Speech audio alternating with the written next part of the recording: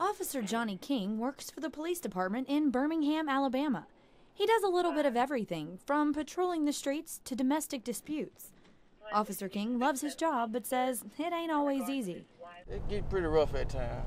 Once they get stirred up like a hornet's nest, until you had to cool them down for a little while.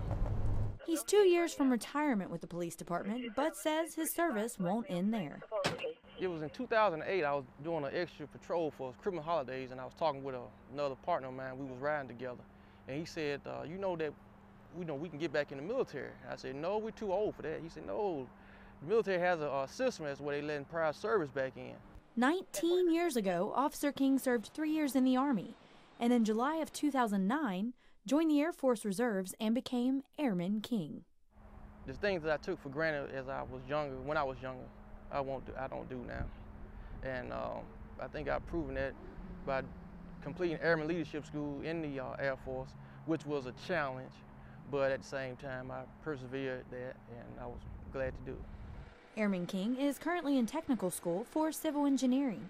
CE would be a new challenge for me because when I was in the Army, I was 11 Bravo, that's infantry. Foot soldier, then I transitioned over to APC driver, Humvee driver while I was in the Army. So I'm looking for this new chapter in the Air Force, learning a new skill and learning how to do something totally different. From the Army to the police department to the Air Force, Senior Airman King says some things remain the same.